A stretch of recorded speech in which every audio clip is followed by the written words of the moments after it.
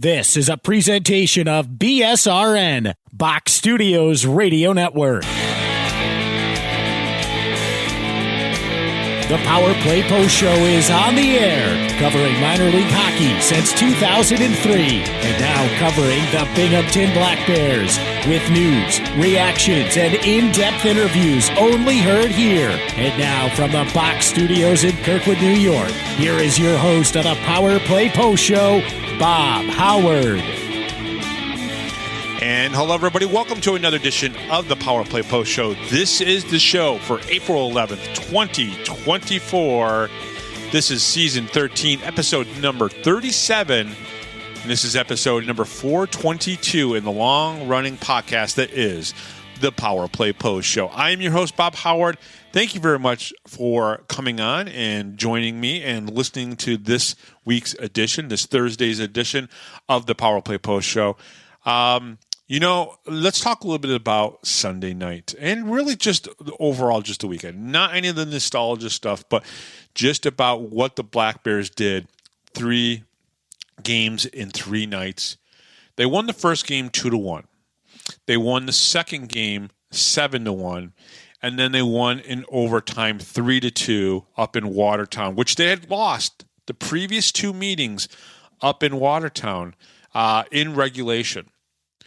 The weekend 3-3 is a very difficult thing to sweep all the way through. And they essentially did it. Yeah, they lost 1 point, obviously, in Watertown. But a win is a win. It still counts as a win. It still counted as their 37th win, which is a franchise record now. And they have a chance to, maybe extend that franchise record to 38 or 39 wins, which would be obviously very nice if they did that against Danbury and against Elmira on Saturday. But here's the thing. Here is the most important thing about those 3 games. They won them in kind of a different manner, right? They played a very close defensive game on Friday where they won 2-1, right?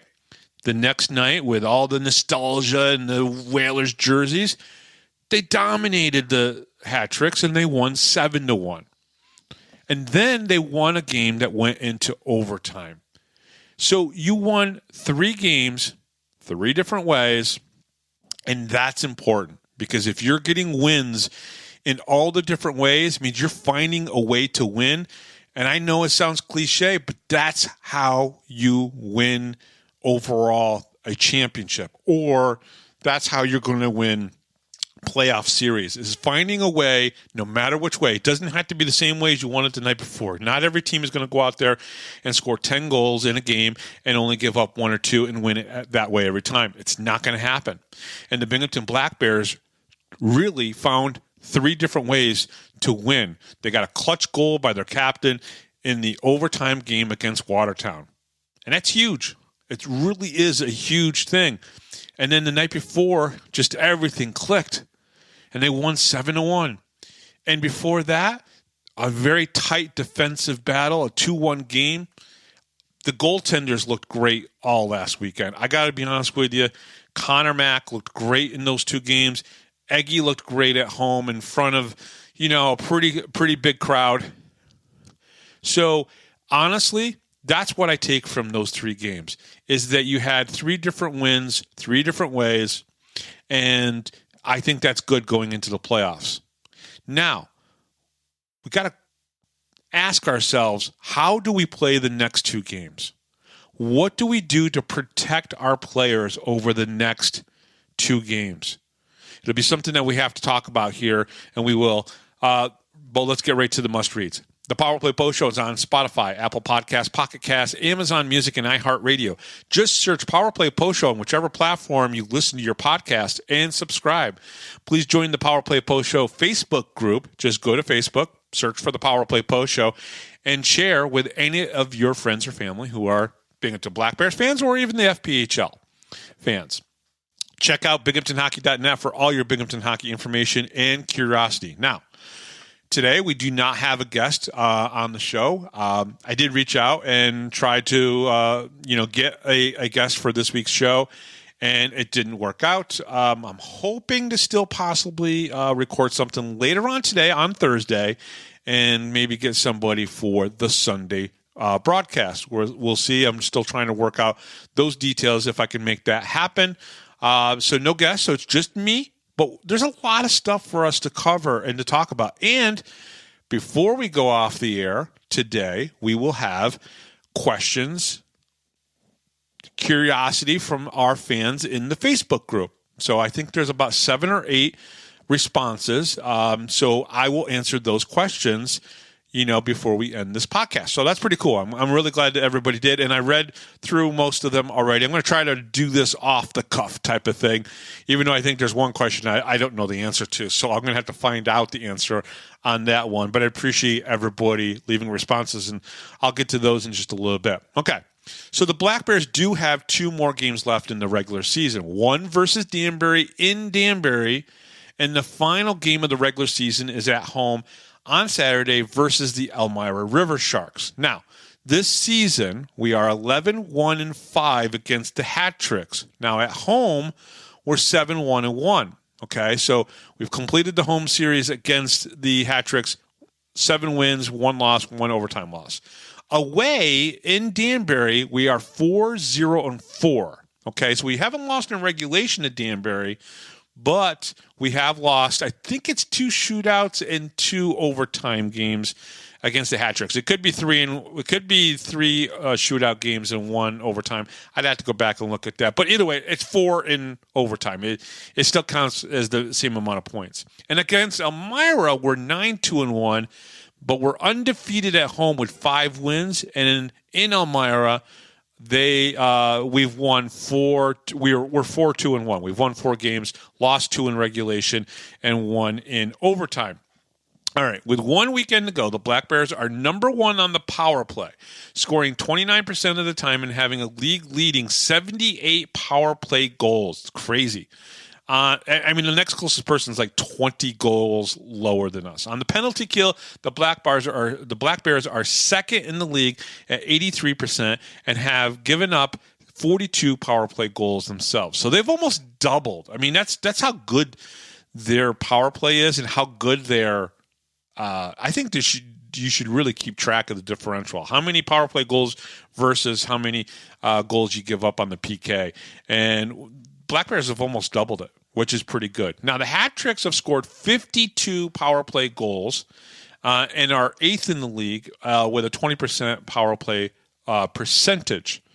On the PK, the Hat Tricks are 4th in the league with an 82% kill rate, which is a little bit better than their power play, and they've given up 40 power play goals. But they don't normally go a man down that often. At least the Hat Tricks haven't in the last couple months. Now, the Elmira River Sharks on the power play have scored 55 power play goals for the rate of 19% and are 9th in the league. So they're just right behind the Hat Tricks in 9th place. On the PK, they're 8th in the league at 75% and have given up 68 power play goals. And again, if we get to them in the playoffs, if it's them in the playoffs that we get to, we'll talk about that in just a little bit as well, then without a doubt, that'll be an advantage for the Black Bears because number 1 power play in the league. Danbury is led by Johnny Reeves. We all know this, right? He is a respected player in the league. He's a good player, great at faceoffs. I think he's probably in 60% of the faceoffs, and he probably wins a good percentage of the faceoffs that he does. 36 goals, 36 assists for 72 points in 52 games played so far. I would imagine that he's going to play in the last 2 games of the season for the Hat Tricks. Connor McCollum has led the Hat Tricks in goal and is 24-11-3 with a 3.00 goals against average and 918 save percentage. The last game against the Hat Tricks in Binghamton last weekend saw Taylor Joseph get hammered, with Joseph letting in 7 goals. But his numbers on the year are still good at 12-2-2 with a 281 goals against average and a 905 save percentage. Taylor just did not look good when he was in. This was the 7-1 game on Saturday night, and he just let up a lot of goals. But the Black Bears, when they're good, not many goaltenders are good against them. So now in Elmira, they're led by Stephen Klink, who obviously is now a part of the all-rookie Empire Division squad that was announced earlier today or earlier on Wednesday. He's having a great year, scoring 29 goals, 36 assists for 65 points in 44 games played. As a rookie, that's just great numbers, and he leads that team. And he's just a really good player. Sammy Bernard is carrying the load for the River Sharks. He's 15, 16, and 2 on the season with a 3.55 goals against average and a 913 save percentage. And I think the key there is the save percentage, being that it's 913, just a good number. Black Bear fans are familiar with his backup, who I am told will be playing Saturday. Not sure if that is confirmed, but that's what I've been told. And that is Sam Levici, who is 8-4-1 this season and has a 4.36 goals against average and an 879 save percentage. We all know Sam here, obviously, in Black Bears land, Black Bears Nation. We all love the three goaltenders that were here this year. Now, do these two games matter this weekend? Well, yes and no. Okay, winning going into the playoffs is always important. But does it matter if the Black Bears win this weekend or keep guys out of trouble and healthy? Take no unnecessary risks and fight to a minimum, right? Altercations that could result in suspension, injury, or minimum, we want to keep that to a minimum, right? So to answer this question, do these two games weekend matter? I think it's good to win, but it's also more important to protect players this weekend. Danbury, we know, can get feisty. They can get a little, we saw that with Elmira too, where things could get a little bit out of control. When we played against them in a couple games where things did get out of control, right? And we all know what Elmira and Watertown did a couple weeks ago. So, and that has people suspended and whatnot. So, without a doubt, I think this weekend is more about protecting the players and whatnot. Now, does Coach Sherwood sit anyone? Maybe in Danbury. I would say that that's a good, strong possibility. You see some of the young players play, and if you lose that game against Danbury, does it really matter? Right? Does it really hurt the team? Because you're going to have a full week off after the Elmira game to get ready. Well, not a full week, but 5-6 days to get ready. And if you have all your guys and they're healthy, maybe you sit Connor Smith in the Danbury game, give him that one extra day because we know that Connor Smith is dealing with some sort of lower body injury, right? And he's healthy. Maybe he comes back and he plays on Monday, maybe on Saturday against Elmira. Maybe you dress everybody that you're going to dress for the playoffs on Saturday. I don't know. Coach Sherwood says he's thinking about this, right? He's thinking about how he's going to handle this weekend because this weekend doesn't do us anything for the standings, doesn't do us for anything for position. We can't get ahead of Carolina. We can't get ahead of Columbus, right? So there's really nothing more to do but then to protect the players. The Elmira game could mean a little bit more. If you want to face Watertown and Watertown wins on Friday night, then you beat Elmira on Saturday night and then you face Watertown, right? So if the thinking is, I want to face Watertown and Watertown wins, then you want to beat Elmira because then Watertown will be 1 point ahead of Elmira, and doesn't matter what Watertown does, you will face Watertown. Now, if Watertown loses both games to Blue Ridge this upcoming weekend because they play down there, then it doesn't really matter. So part of what you have in the first round comes down to Watertown's play against Blue Ridge. If they falter in Blue Ridge and Blue Ridge wins both of those games, it doesn't matter. Elmira is your Empire Division 4 seed. Okay, and that's who you're going to play against. But if Watertown wins one of those games and Elmira loses the game against Binghamton on Saturday, because that's all they have. That's all they have is just the one game against Binghamton left, right? They've played 55 games. They've got a 2-point lead over the Watertown Wolves, who has 2 games in hand. So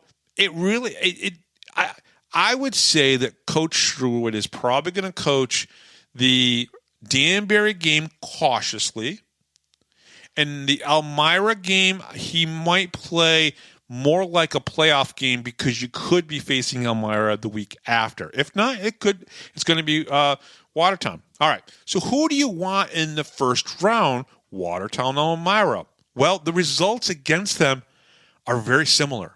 Okay. So against Watertown this season, the Black Bears are 10-3-0, and they're undefeated at home in 7 games. Okay. So that's good. Now away, they're 3-3. So up in Watertown, so if that first game of the playoffs is in Watertown, there's a 50-50 chance that the Black Bears win, 50-50 chance that they lose. They're 3-3 up in Watertown this year, right? But they're 7-0 at home. And if they go up to Watertown and for some reason they don't get the win, they will come back and play 2 games where Watertown has not won yet in Binghamton this season. Now, against Elmira, a very similar story. They're 9-2-1. At home, they're 5-0, and they still have 1 game left to play. And if they win that game at home, they'll be 6-0, undefeated at home. We'll see what happens. Now, away, they're 4-2-1 in Elmira. So very similar stats between Binghamton and Watertown and Binghamton and Elmira. Okay, so who do you want? Watertown can be a little bit more dirty. We saw that with Seaman, Leeson, Trevor Lord. Not that I think Trevor Lord's dirty at all, but he can get a little physical, right? Seaman and Leeson, though, this year have been really dirty in their play, and they don't need to be. Tate Leeson does not need to play that way. He does not. Verbeek does not know how to control Leeson. He could be a better player than he is. I'm sorry. I know people don't like him. I know people have problems with the way he's played, and I don't like the way he's played, but he is a good player, and he could be better, all right? So, Elmira has the Jurich factor. What is the Jurich factor? The Jurich factor, in my eyes, is the fact that Tyler Jurich is more familiar with the Black Bears and their style after playing for Coach Sherwood last season. So he knows a little bit about them. MJ Merkel knows a little bit about them. Cam Yarwood knows a little bit about this team, and so does Sam Levici, right? So how much does he pull all of that past history into being able to potentially beat the Black Bears in the playoffs? Now, has it worked yet this year? Well, they're 9-2-1, Black Bears are against Elmira, so I don't know if it's worked all that well. When Binghamton plays their style of hockey, that north to south, east to west, or that diagonal cross in front of the goaltender, they're almost unstoppable, right? But we know that Gavin Yates has not played as well the last 2 weeks. We know that Connor Smith is a little banged up. So what happens here? Now, Tyson Kirkby has stepped up greatly over the past 2 or 3 weeks and has kind of almost carried the team a little bit along with the goaltenders, right? You know, with Connor Mack and also Austin Thompson, right? So I would say the 2 best players, the 4 best players that are playing right now for the Black Bears is probably Austin Thompson, Tyson Kirkby, Nolan Egbert, and Connor McAnanama. And I've got nothing bad to say about any of the defensemen, right? They've all, because I think the defense has been very good. So this might be a toss-up when looking at the 2 different squads. Who do you want to play against?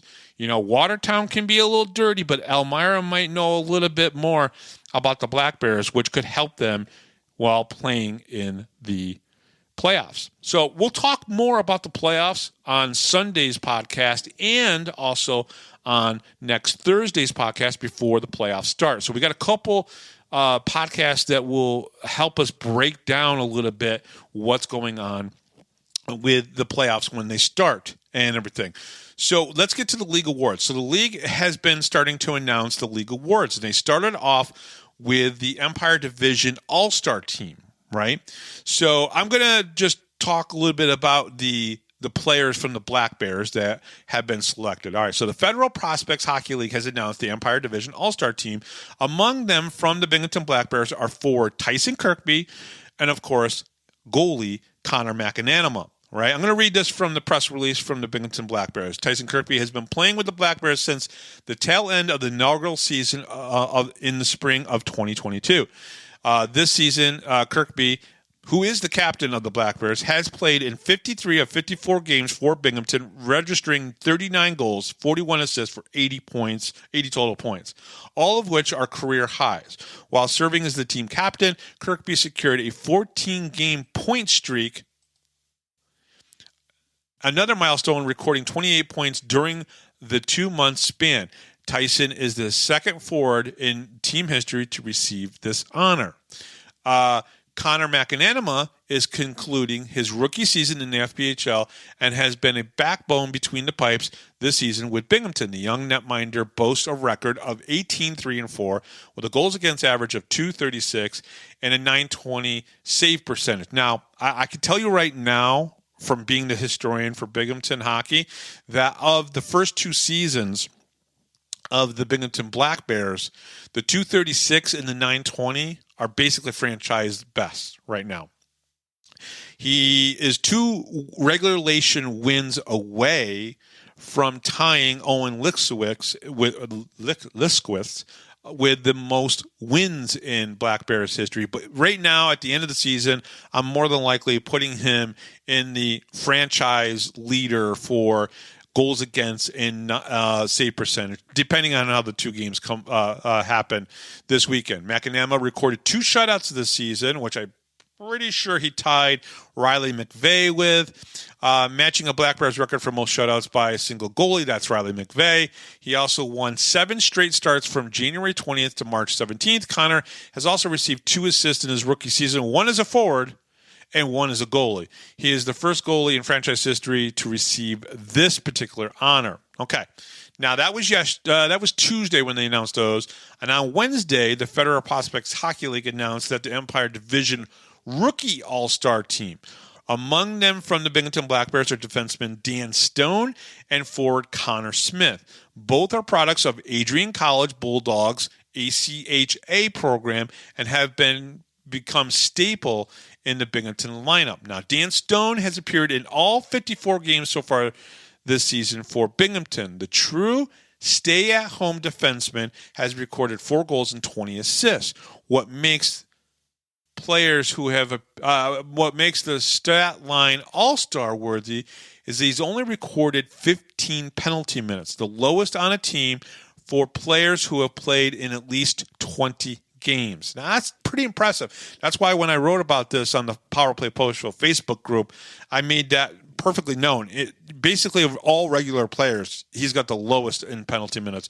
With a plus 30 rating, he leads all blue liners for the Black Bears. Stone is the second defenseman in franchise history to receive this honor.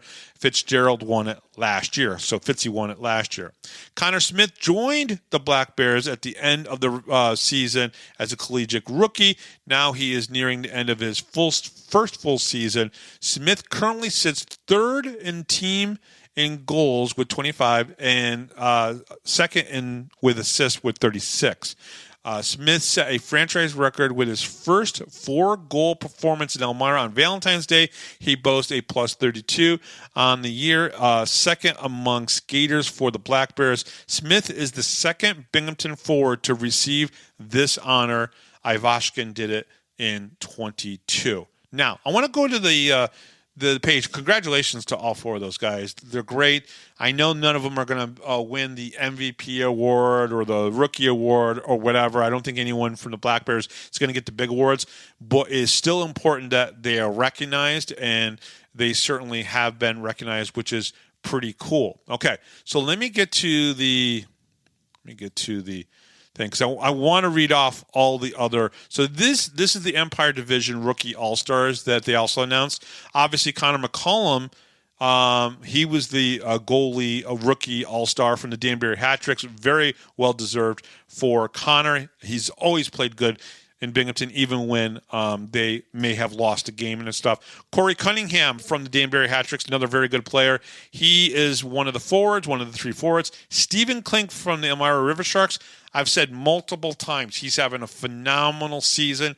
You know, as a rookie, leading that team, done a very good job. Connor Smith from the Binghamton Black Bears, the 3rd forward. Vladislav Pavlov from the Watertown Wolves, defensive. Very good defenseman for the Watertown Wolves. You don't hear his name come up that often, and he scores a couple goals, but that's the way it should be. And then Dan Stone from the Binghamton Black Bears. That's your 5 Empire Division Rookie All-Stars.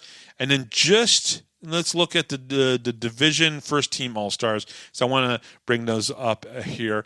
Now, Connor McAnanima was the goalie selected for the first line All-Stars. Tyson Kirkby from the Black Bears first forward. Johnny Ruiz was also selected. Very great choice from the Danbury Hat-Tricks. Tate Leeson from the Watertown Wolves.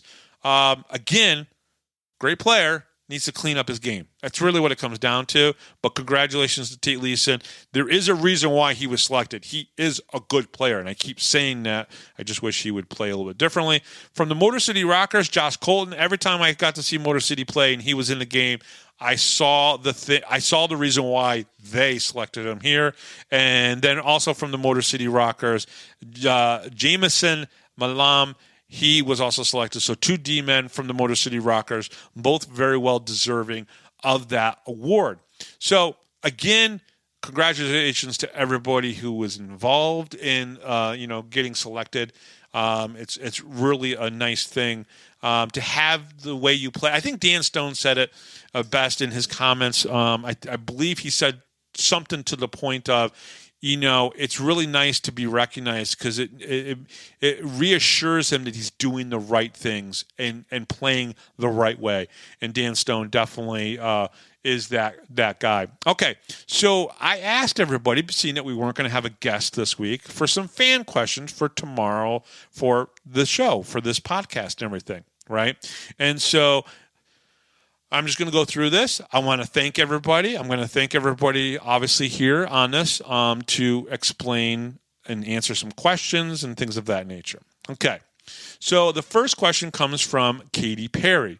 And I love the name. I love your music. So I'm so thankful that you take the time to listen to the Power Play Post Show, even though you have a busy musical career. And I'm just kidding, Katie. I'm sure you heard that joke way too many times. But she asks, if you had to pick a favorite Black Bear memory, what would it be? It's very simple. It's very easy for me. The first home game of the playoffs, the first season. And the reason why is because it was the first playoff home game since like 2012. And so that was a huge, huge moment for Binghamton hockey fans, especially someone like myself who goes way back. So, Katie, it's that first playoff home game. The excitement was really great and just very excited. And we won that game, and it was just a really awesome moment. Now, there have been some great moments, great Black Bear moments over the years so far, in the first 3 seasons. But that one for me stands out the most because it was like 9 years since they had been to the playoffs. So that's my moment right there. I loved it. And it's only gotten better since then. We just got to learn how to beat Danbury in the playoffs. And you never know. Second round of the playoffs, we could see them if they get past Motor City. Okay. From Corette Smith, who I believe is a relation of Connor Smith. Can you do a few minutes on how the playoffs run for us newbies? Okay. So, Miss Smith, it's pretty simple. The first 2 rounds will be a 3-game series, right? The first game of both of those series will be played in the lower seeds arena first, right? So they can at least get 1 game in, right? The second and the third game will be played at the higher seeds arena, okay? So we'll take the Black Bears. Say the Black Bears, because right now the Elmira River Sharks are 2 points over thing. But if the playoffs ended right now, we're playing against Elmira, right? So if we're playing against Elmira would get the first game on Friday night because they do 3 games in 3 nights, at least for the first 2 rounds, right? So they can hit Friday, Saturday, and Sunday. So the first game would be in Elmira, and the second 2 games on the 20th and the 21st would be in Binghamton. And, of course, the 21st game is only if necessary. If Binghamton wins the first 2 games, it is over, and we move to the second round of the playoffs. In the championship series, last year they did a 5-game series. Okay, so if that's the case, then the schedule will be a little bit different, but more than likely they would start off the first 2 games in Binghamton, then play 2 games in the lower seed, or whoever's the higher seed would get the first 2 games. Lower seed would get the second 2 games, and then the higher seed would get the fifth and deciding game if necessary. Okay, so pretty much how you can look at it is the first 2 rounds are 3-game series, and the lower seed gets the first game at home, and then it goes to the higher seeds thing. So hopefully that helps. Really kind of basic. 3 rounds, and you crown a champion in the third round. Okay, Miguel Sinez. I hope I pronounced that correctly. I love this. Thank you for listening to the show, and thank you, Miguel, for asking this question. So he says, a zombie outbreak has happened, and you're locked in an ice hockey arena. I love this. This is great. I'm glad you listened, and I'm glad you enjoyed this. Who's the one player, past or current, from the Binghamton Black Bears that you would want there with you? Wow. I feel, I read this earlier, and I should have thought about this so I had a better answer to start with. Wow. Now I'm going to offend somebody by not picking them. And now I know how the players feel. So basically Miguel put me in the same position I put in the players. Like, pick one person to be in the ice hockey arena with you. This is interesting. I know that if I want to just work on my skill set and the ice is actually still frozen, that I would probably want Josh Newberg with me, because he's a good skater, he's a good face-off guy, and my skill set would be good. The one person that I know that he and I enjoy the same music, so we could at least do stuff with, that would be Eggy. Liam Anderson and I have started to become friends. So there's that. I'm trying to think anybody from the first couple seasons other than Josh Newberg. So now I got to pick somebody, right? And that's so tough. I'm going to say Brant Sherwood. Let's just make it easy. He asked for one player. Now, let's see here. Kyle Powell and I had a couple cool conversations offline. Wait, this is so tough. This is so tough. It really is. It really is tough. I mean, Josh Newberg's the one player I wish was still here, especially with us going into the playoffs and having such a great chance. I'm going to say Josh Newberg. Yeah, it's easy. Nobody on the current team, because I don't want to piss any of them guys off. I would hang out with any one of them, to be perfectly honest. But yeah, I'm going to say Josh Newberg. I think he could teach me a lot about skating, and I have a feeling that he'd be pretty badass if the zombies got inside. Okay.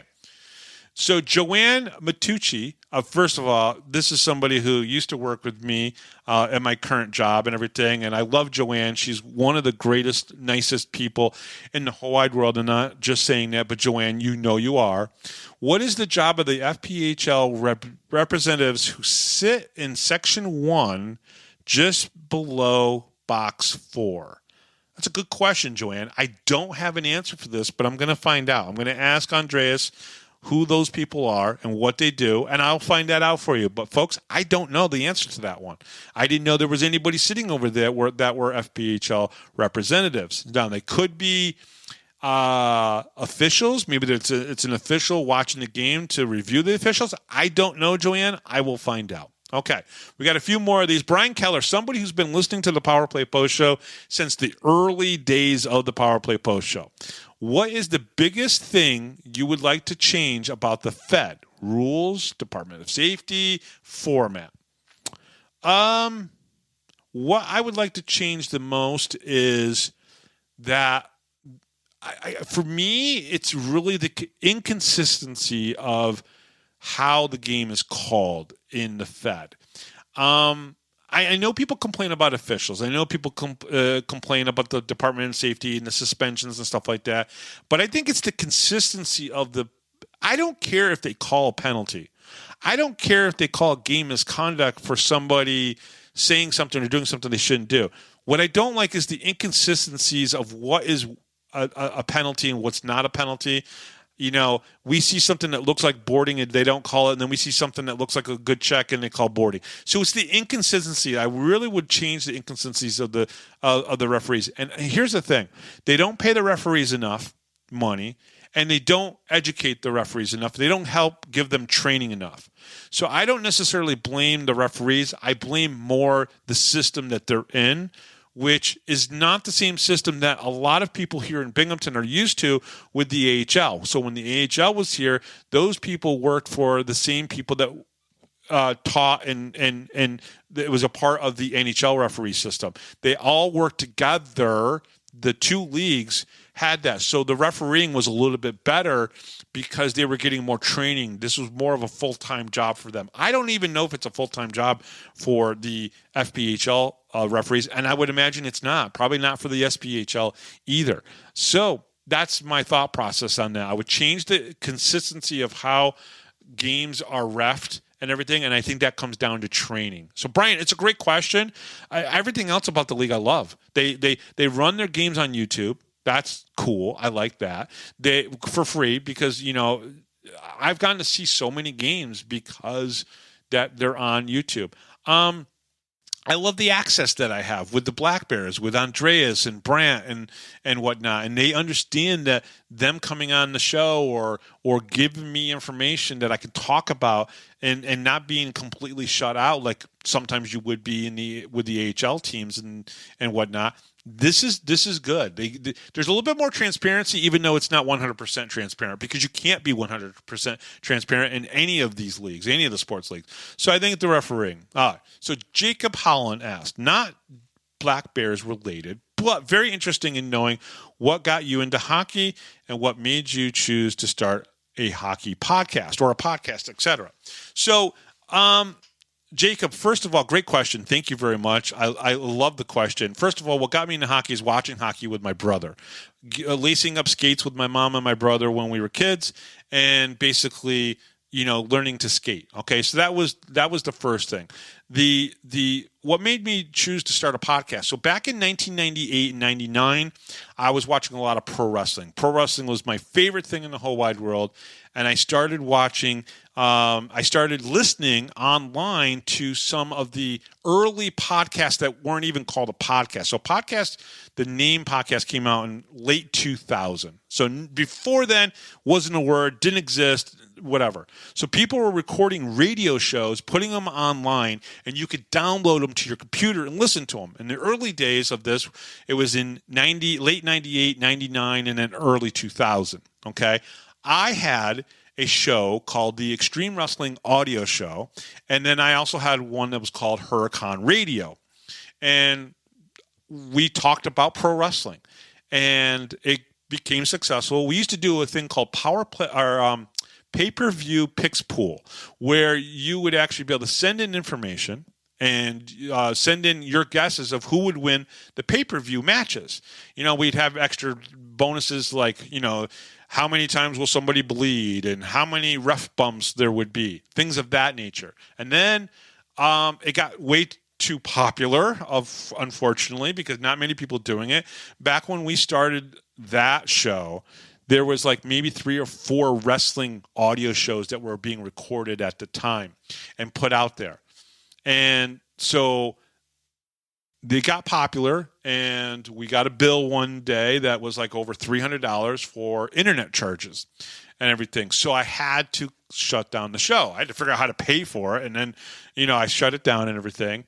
9 months later, my wife said to me, you miss it, go back and try to figure out how to do it again. So in 2004, we debuted the Power Play Post Show, and basically what it came down to was I love hockey so much. I watched hockey. I went to games here in Binghamton for a very long time and decided that I was going to do a show about the Binghamton Senators because at the time that's who was here.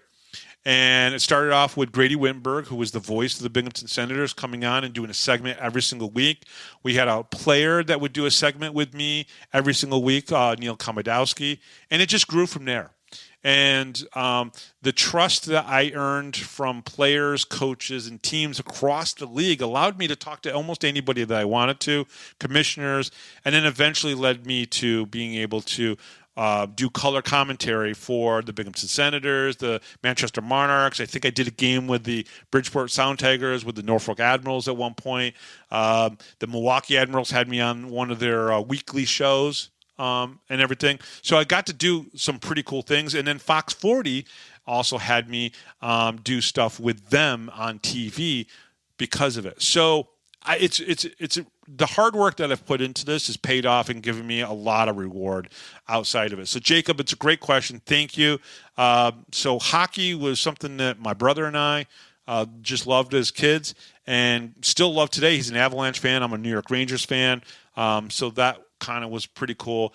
And, I started it a long time ago because not many people talk about pro wrestling. And then, to be honest with you, when I did the Power Play Post Show in 2004, I was the only one doing a minor league hockey podcast. That's pretty cool.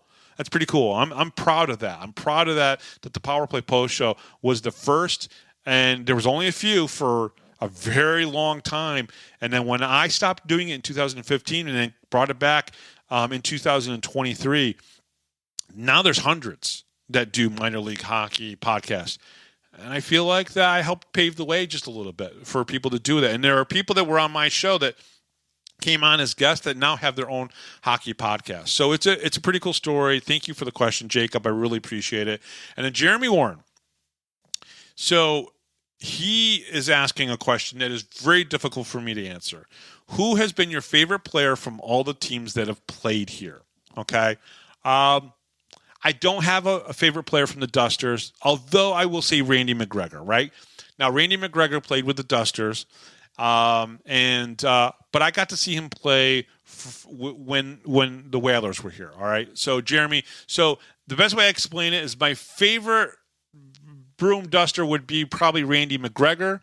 My favorite Whaler, though, is probably going to be somebody like Peter Sidorkovitz, maybe Kay Whitmore. I just really enjoyed those two goalies were just really awesome.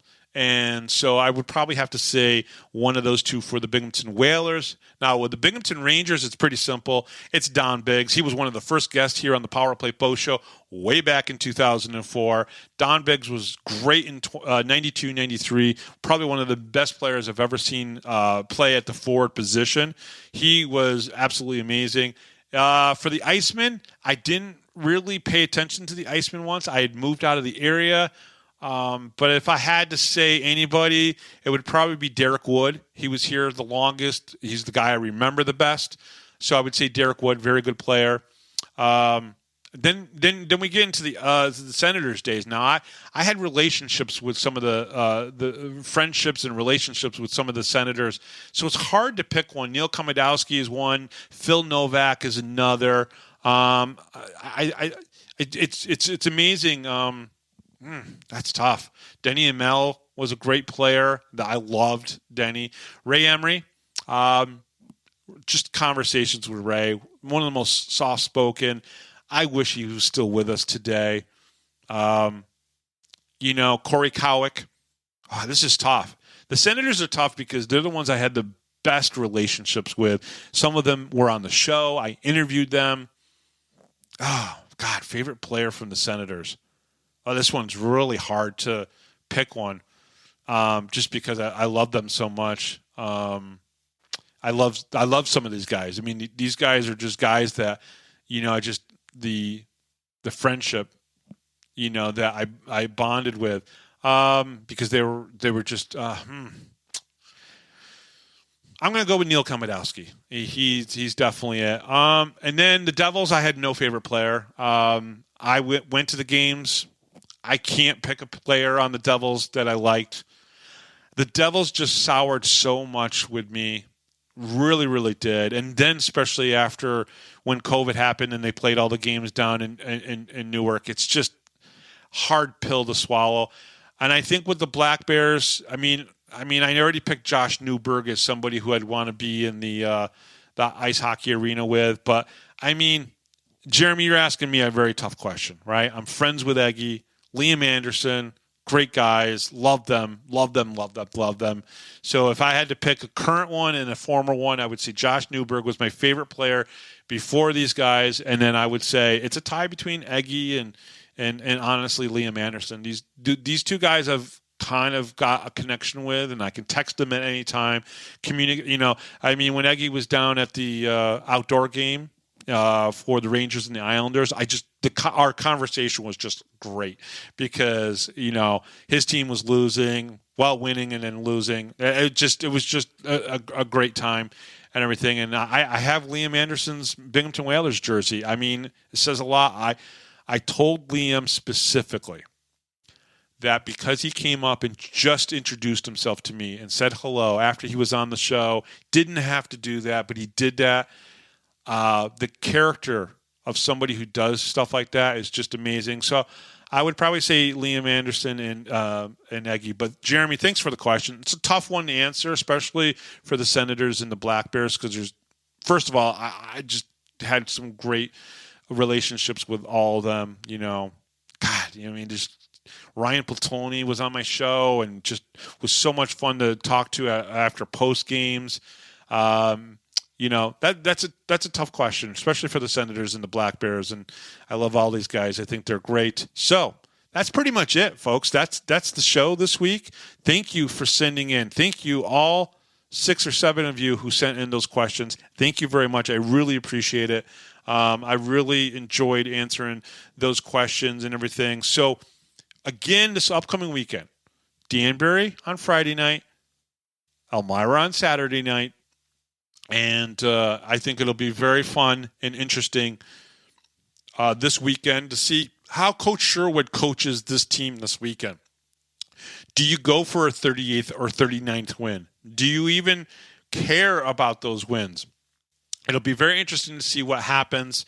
And we'll talk more about those 2 games and the upcoming playoffs. The next 2 podcasts will really allow us to kind of cover the team, our next team that we have coming up. So the Power Play Post Show is on Spotify, Apple Podcasts, Google Podcasts, Amazon Music, and Pocket Cast, and iHeartRadio. Just search Power Play Post Show on whichever platform you listen to your podcast and subscribe.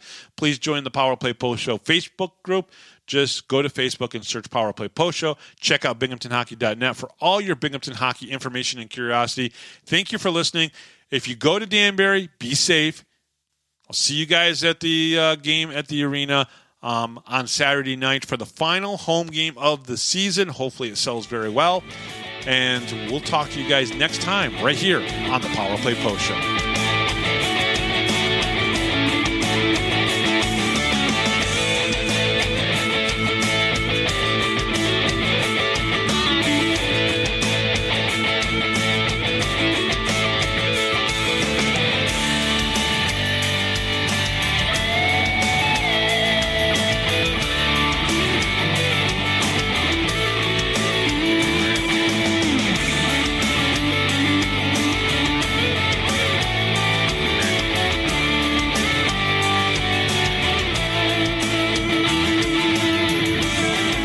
Thanks for listening to this edition of the Power Play Post Show. Be sure to tune in next week to the Box Studios Radio Network for all the latest Black Bears news and interviews from around minor